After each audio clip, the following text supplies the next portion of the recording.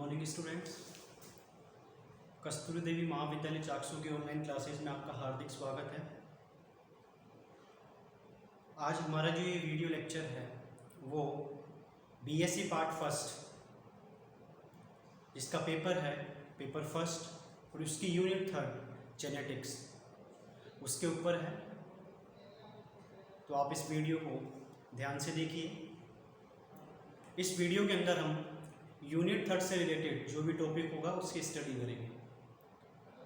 और अगर ये वीडियो आपको अच्छा लगता है तो आप चैनल को सब्सक्राइब और बेल आइकन को ज़रूर प्रेस कर लें, जिससे आपको नए नए जो नोटिफिकेशन है वो टाइम से मिलते रहें। तो हम स्टार्ट करते हैं हमारे ये वीडियो। तो वीडियो की अगर बात की जाती है तो पेपर फर्स्ट जो है उसका नाम है यहाँ पे cell biology genetics and plant breeding, जिसकी हमने यूनिट थर्ड की यहाँ पे स्टडी कर रहे हैं। जेनेटिक्स इनहेरिटेंस, आनुवंशिक वंशानुगति। स्टूडेंट, जेनेटिक्स की अगर बात की जाती है, मतलब आनुवंशिकी की अगर बात की जाती है, तो आनुवंशिकी एक सबसे इम्पोर्टेंट सब्जेक्ट माना जाता है, बिकॉज इसके अंदर हम किस तरीके से एक जो लक्षण है वो एक जीव से दूसरे जीव में स्थानांतरित होते हैं उसकी स्टडी करते हैं, और वो लक्षण कैसे एक जीव से दूसरे जीव में ट्रांसफ़र होते हैं उसकी भी स्टडी करेंगे। एक सीधा सा एग्जाम्पल मैं आपको यहाँ पे स्टार्ट करता हूँ कि आपने देखा होगा कि आपके पेरेंट्स के अंदर 2 आँख, 1 नाक, 2 कान और लगभग बालों का जो रंग होता है वो ब्लैक होता है। ये एक सामान्य लक्षण है। और जब आपका जन्म हुआ है या आगे आने वाली जो भी प्रोजेनी होगी, जो भी संतान होगी, उसके अंदर भी वो लक्षण जो है वो बिल्कुल सेम आते हैं। तो कभी आपने सोचा है कि वो लक्षण जो है वो समान जो है वो क्यों आते हैं? उन्हीं चीज़ों की स्टडी करता है ये हमारा जेनेटिक्स। तो हम इसी वीडियो के अंदर उन्हीं चीज़ों के बारे में बात करेंगे। पहले हम यहाँ पे स्टार्ट करते हैं, हमारा ये हिस्टोरिकल पार्ट है, मतलब ऐतिहासिक पार्ट, कि जेनेटिक्स पे किस किस साइंटिस्ट ने अपने काम किए और कब तक उन्होंने अपना काम किया है। अब हम बात करते हैं यहाँ पे जेनेटिक्स की। तो जेनेटिक्स बेसिकली 2 डिफरेंट जो यूनिट है उससे मिलकर बना होता है। उसके अंदर सबसे पहले यूनिट हमारी आती है हेरिडिटी, और सेकेंड आता है हमारा वेरिएशन। हेरिडिटी की अगर बात की जाती है तो हेरिडिटी का सीधा सा मतलब होता है वंशानुगति।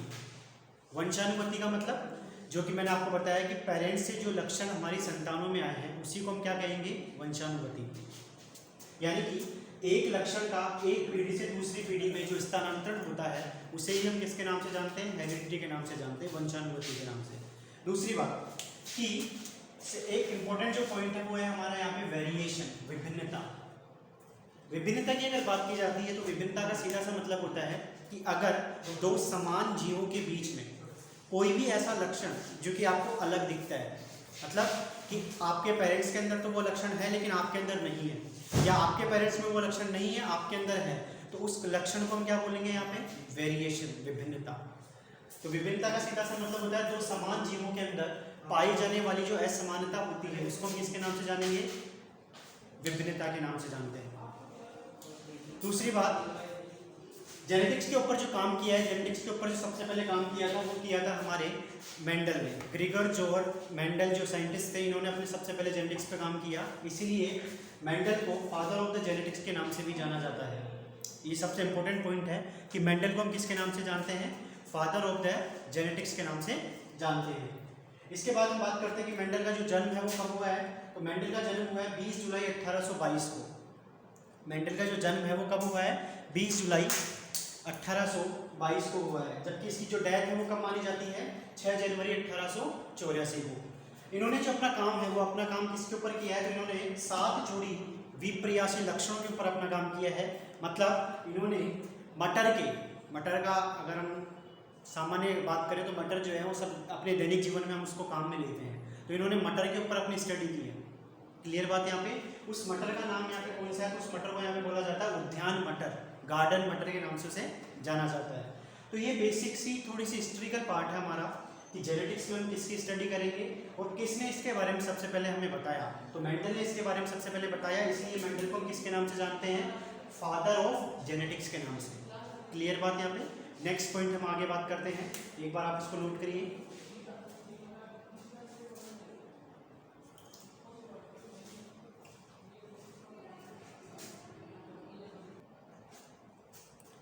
तो स्टूडेंट्स, थोड़ा सा हिस्टोरिकल पार्ट के बाद में हम बात करेंगे यहाँ पे कि मेंडल की जो सफलता के कारण है वो क्या क्या है, मतलब मेंडल जो है वो सफल किसकी वजह से हुआ, ऐसे क्या कारण थे कि जो मेंडल का जो काम है वो सफल माना गया है। तो उसकी अगर बात की जाती है तो मेंडल की सफलता के जो रीजन है वो देख लीजिए आपके सामने है कि मेंडल ने सबसे पहले 7 जोड़ी विपर्यासी लक्षणों का अध्ययन किया। इसका मतलब मेंडल ने सीमित मात्रा में ही लक्षणों का अध्ययन किया है। ऐसा नहीं है कि मेंडल ने एक साथ ज़्यादा लक्षण ले लिए, क्योंकि एक साथ ज़्यादा लक्षण अगर हम ले लेते हैं तो वो क्या हो जाते हैं, थोड़े से मिक्स हो जाते हैं, लेकिन ऐसा नहीं था। मेंडल ने क्या लिए है, केवल 7 जोड़ी लक्षणों के बारे में बात की है, जो भी कैसे थे, विपर्यासी लक्षण थे। इसका मतलब एक लक्षण अलग था और उसका दूसरा लक्षण उन्होंने विपरीत लिया है। इस कंडीशन को हम कहते हैं विपर्यासी। जैसे कि एग्जांपल हम बात करें, विपर्यासी का मतलब क्या होता है कि एक लक्षण छोटा है तो एक लक्षण क्या होगा, बड़ा होगा। मतलब पादप की लंबाई के अंदर हम बात करें तो पादप या तो लंबा होगा या पादप क्या होगा, छोटा होगा। तो उस कंडीशन को हम क्या बोलते हैं, विपर्यासी लक्षण।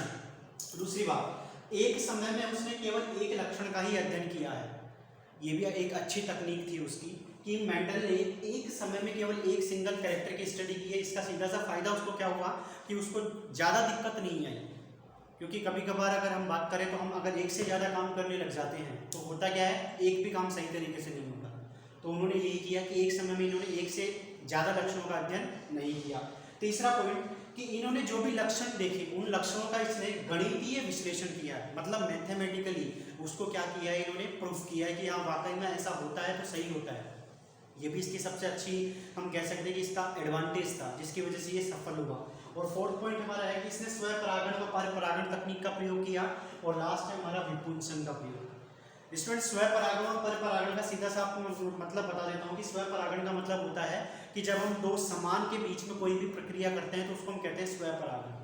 और जब हम दो असमान के बीच में कोई प्रक्रिया करेंगे तो उसको हम कहेंगे परपरागण तकनीक। जो तकनीक इसने यूज में ली है वो सबसे अच्छी तकनीक थी। होती क्या है उसके बारे में हम आगे स्टडी करेंगे इसको। और फिफ्थ है इसका विपुंसन। विपुंसन का सीधा सा मतलब होता है कि अपनी इच्छा से किसी भी प्लांट के पुष्प के भाग को हटा देना।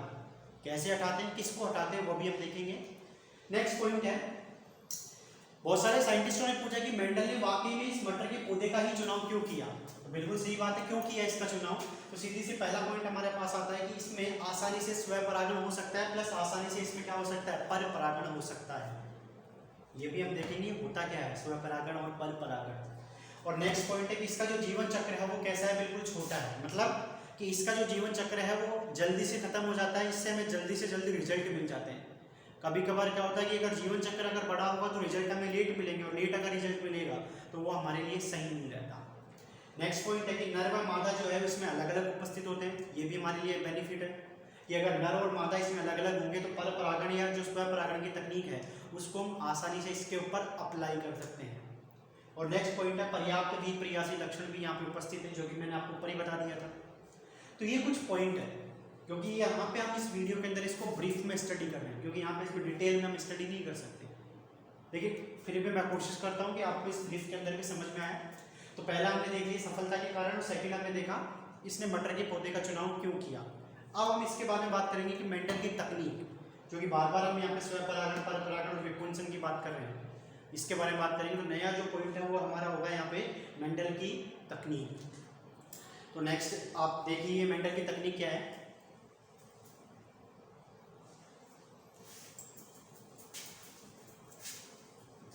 मेंडल की तकनीक की अगर बात की जाती है तो मेंडल की तकनीक आपको इसमें बिल्कुल क्लियर दिख रही होगी कि स्वपरागण, परपरागण और विपुंसन।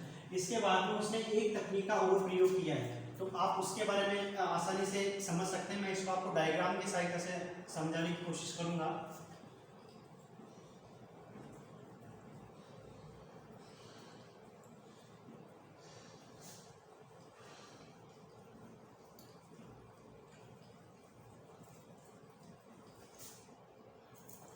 तो नेक्स्ट पॉइंट हमारा है मेंडल की तकनीक। ठीक है, मेंडल की तकनीक की अगर बात की जाती है तो मैंने माना कि एक नर प्लांट है, मतलब एक जो पादप होगा वो नर होगा, और दूसरा हमने माना कि वो क्या होगी, मादा। यहाँ पे मैंने उसका एक डायग्राम बनाया छोटा सा।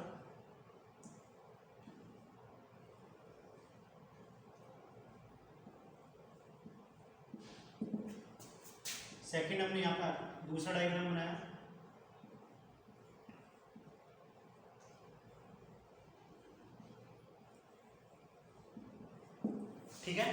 एक नर होगा और एक क्या होगा, इसमें मादा होगा। आपको पता होगा कि नर को हम किस तरीके से प्रदर्शित करते हैं, ऐसे, और मादा को हम प्रदर्शित करते हैं इस तरीके से। पहली जो तकनीक है वो है इसके अंदर स्वयं परागण। स्वयं परागण का मतलब क्या होता है, पहले आप उसको समझ लीजिए।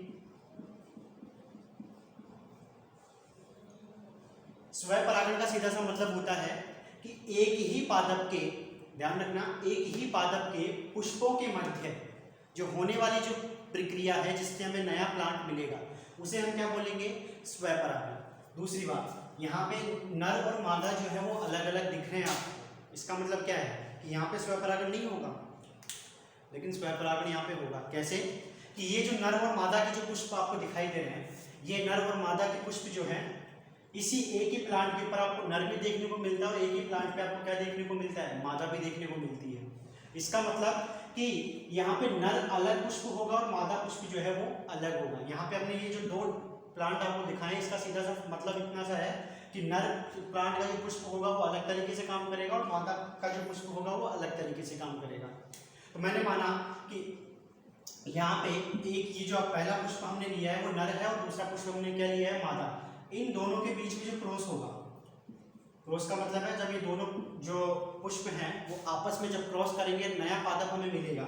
हमने यहाँ पे माना कि नया पादप जो है वो हमें क्या मिल रहा है, बिल्कुल एज इट इज ऐसा का ऐसा ही मिल रहा होगा, ठीक है। ये नया पादप आपको मिला है, इसको हम बोलेंगे यहाँ पे F1PD, या यूं कहेंगे ये संतान है इसकी, ठीक है। तो इसने क्या किया कि पहले जो है पैतृक जो पादप थे उस पैतृक पादप के अंदर इसने कौन सी प्रक्रिया अपनाई, पैतृक पादप के अंदर इसने अपनाई है पर परागण की प्रक्रिया। मतलब नर जो पादप है उसको अलग यूज में लिया है इसने और मादा को अलग यूज में लिया है। तो इस प्रक्रिया को हम क्या बोलेंगे कि पहले जो पैतृक पादप के अंदर जो प्रोसेस इसने अपनाई है उस प्रोसेस को नाम यहाँ पे हम देंगे पर परागण। लेकिन जब F1PD इसके पास आ जाती है तो F1PD के अंदर इसके सेकंड जो तकनीक यूज में ली है वो है यहाँ पे स्वयं परागण वाली तकनीक।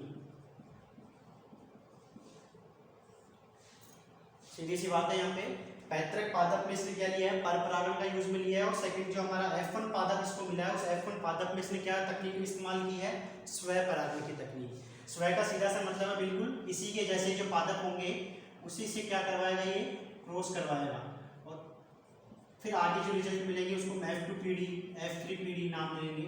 तो ये बिल्कुल सेम दिख रहे हैं आपको, तो इसलिए इसको हम क्या बोलेंगे, स्वयं परागण। तो पहले पादप में कौन सी तकनीक का यूज में इस्तेमाल किया है इसने, पर परागण का, और दूसरे में इसने इस्तेमाल किया है स्वयं परागण का।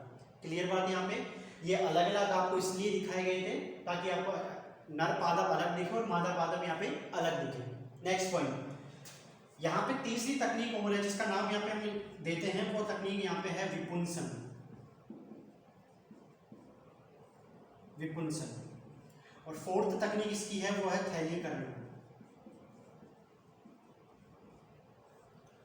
क्लियर बात। यहाँ पे तीसरी तकनीक की अगर बात की जाती है विपुंसन का सीधा सा मतलब क्या होता है, तो विपुंसन का इतना सा मतलब होगा कि मैंने आपको जस्ट स्टार्टिंग में जब बताया था कि इसमें एक ही पादप में नर और मादा पुष्प उपस्थित होते हैं लेकिन अलग अलग होते हैं। तो अगर मैंने कहा कि जब मेंडल पर परागण करवाएगा तो पर परागण करवाने में उसको दिक्कत तो आएगी, क्यों, क्योंकि उसके तो एक ही पादप में नर और मादा मिल रहे हैं तो उसको तो दूसरे पादप की जरूरत ही नहीं पड़ेगी, और जरूरत अगर नहीं पड़ेगी तो फिर तो वो उसकी जो सफलता की जो रीजन है जो हमारी आनुवंशिकी है वो तो फेल हो जाएगी। इसलिए उसने क्या किया कि जो स्टार्टिंग की जो प्रोसेस है मतलब पर परागण करवाने के लिए उसने मादा जो पुष्प था, मतलब जो दूसरा प्लांट उसने इस्तेमाल किया, उस दूसरे प्लांट के अंदर उस मादा पुष्प से, उस मादा मतलब उस पादप के अंदर दोनों पुष्प थे नर और मादा, तो उस पुष्प से या उस पादप से नर वाला जो भाग था उस नर वाले भाग को उसने क्या कर दिया, रिमूव कर दिया, हटा दिया। तो इस तकनीक को हम क्या कहते हैं, विपुंसन। मतलब पादप से नर पुष्प को हटाना क्या कहलाता है, विपुंसन कहलाता है। क्लियर बात यहाँ पे। क्योंकि अगर यहाँ से इस वाले फ्लावर की अगर बात करें तो यहाँ पे अगर नर भी होगा तो ये दूसरे पादप के पास थोड़ी ना जाएगा, ये तो इसी के पास में क्रॉस कर लेगा। इसलिए इस पादप से हमने क्या किया, नर पादप को, नर भाग को यहाँ से हटा दिया, और नर भाग को अगर आप हटा देंगे तब तो इसको दूसरे पादप की आवश्यकता पड़ेगी, दूसरे पुष्प की आवश्यकता पड़ेगी। तभी तो इसके अंदर आसानी से क्या हो पाएगा, पर परागण हो पाएगा। नेक्स्ट पॉइंट कि थैलीकरण। थैलीकरण का मतलब क्या है कि जब हम इस भाग से नर को हम क्या करेंगे, हटाएंगे, तो इसको हम क्या करते हैं, कवर कर देते हैं। मतलब माता जो विपुंसीकृत जो पादप है, विपुंसीकृत पादप को थैली से ढक देना, जिससे जो दूसरा जो पादप की जो परागण है या जो परागण है वो इसके ऊपर संपर्क ना कर पाए। तो इस तरीके से मेंडल ने किसका यूज में इस्तेमाल किया है, मेंडल ने 3 तकनीकों का इस्तेमाल किया। पर परागण पैतृक पादप के अंदर, स्वयं परागण जो हमारी नई जनरेशन आई है F1PD आई है उसके अंदर, फिर विपुंसन किया और देन उसके बाद में क्या किया उसने, थैलीकरण का इस्तेमाल किया। तो मैं उम्मीद करता हूँ आपको ये वीडियो समझ में आई होगी।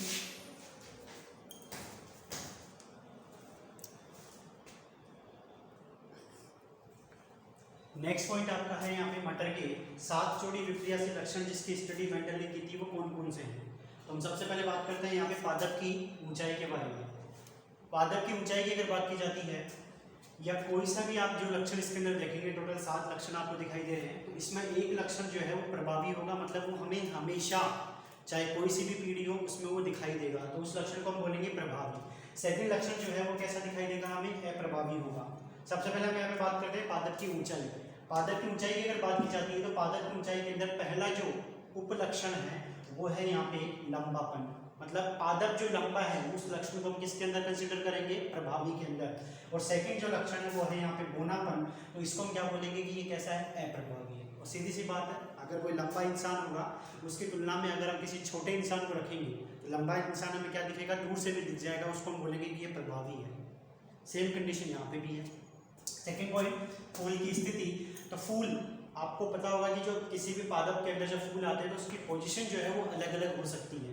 पहली यहाँ पे प्रभावी जो पोजीशन है उसको बोलेंगे अक्षीय एक्सियल कंडीशन, मतलब साइड में से, ब्रांच के साइड में से अगर फ्लावर निकलते हैं तो उस कंडीशन को हम बोलते हैं अक्षीय। सेकेंड है हमारे पास यहाँ पे शीर्षस, ये अप्रभावी कंडीशन है, मतलब पादप के शीर्ष के ऊपर अगर कोई फूल आते हैं, मतलब यहाँ पे शीर्ष पे अगर कोई फूल आएंगे तो इसको हम बोलेंगे शीर्षस कंडीशन। थर्ड जो लक्षण है वो है यहाँ पे फली का रंग, मतलब आपने देखी होगी जब मटर की फली आती है तो वो हरी कलर की फली होती है, उसको हम क्या बोलेंगे कि शुद्ध मटर है, अच्छे मटर है, मतलब इसमें कोई बीमारी नहीं है, तो उस लक्षण को हम क्या बोलेंगे, प्रभावी। मतलब हरा रंग जो है वो प्रभावी होता है। जबकि पीली फली आपने देखी होगी, मतलब पिचकी हुई फली, जिसमें आपको दिखा होगा कि कोई मटर नहीं दिखते, दाने भी नहीं दिखते, तो उसको हम कहते हैं कि बीमारी लग गई, इसके अंदर बीमार हो गया। तो सेम कंडीशन है कि अगर फली का रंग पीला है तो वो क्या होगा, अप्रभावी होगा। फोर्थ है यहाँ पे फली की आकृति, अगर फूली हुई फली है, जैसे कि आपको डायग्राम में भी दिख रहा होगा कि अगर फूली हुई फली है तो वो प्रभावी होगी, लेकिन पिचकी हुई फली कैसी होती है, अप्रभावी होती है। दूसरी बात, बीज की आकृति की अगर बात की जाती है तो बीज अगर गोल है, मतलब मटर के दाने बिल्कुल अगर फ्लैट मतलब गोल हैं, फूले हुए हैं, तो उसको हम बोलेंगे प्रभावी। और अगर मटर के दाने कैसे हैं, पिचके हुए हैं, झुर्रीदार हैं, तो उसको हम किसके अंदर रखते हैं, अप्रभावी के अंदर। नेक्स्ट पॉइंट है बीज पत्र का रंग। तो बीज पत्र का रंग अगर पीला है, ध्यान रखना स्टूडेंट्स, बीज पत्र का रंग अगर पीला है तो वो किसके अंदर रखा जाता है, प्रभावी के अंदर, जबकि उसका हरा रंग किस में रखा जाता है, अप्रभावी के अंदर। वेरी वेरी इंपॉर्टेंट पॉइंट है, यानी कि कंफ्यूज जो है बच्चे वो यहीं से होते हैं। किसी भी किताब में आपको बहुत सारी चीज़ें जो है वो अलग अलग मिल सकती है, बट इट इज़ राइट, आपको कहीं भी कोई कंफ्यूज नहीं हो रहा। अगर आपको कोई कुछ और बोलता है तो आप उसे ये बोलेंगे कि हमें केवल इतना पता है कि बीज पत्र का पीला रंग प्रभावी होता है, जबकि हरा रंग अप्रभावी। नेक्स्ट पॉइंट, बीज चोल का रंग, मतलब बीज कवर का जो रंग होगा तो ग्रे कलर का, सीधा सा मतलब यहाँ पे ग्रे को अगर हम थोड़ा सा एक और नाम दें तो उसको हम बोलते हैं धूसर। तो अगर धूसर रंग या ग्रे रंग आपको दिखता है तो वो होता है प्रभावी, जबकि सफेद रंग अगर आपको दिखता है तो वो किसके अंदर रखा जाता है, अप्रभावी के अंदर।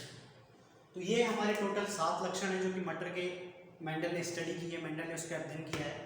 इसके बाद में हमारे जो नेक्स्ट पॉइंट होगा वो नेक्स्ट पॉइंट वेरी इंपॉर्टेंट होगा, जिसके अंदर हम देखेंगे कि पूरे आनुवंशिकी के अंदर हमें कौन कौन से ऐसे वर्ड्स हैं जिसका हमें सबसे ज़्यादा यहाँ पे यूज़ में होगा और उन वर्ड्स की क्या क्या परिभाषाएं हैं। तो बने रहिए आप इस वीडियो के अंदर।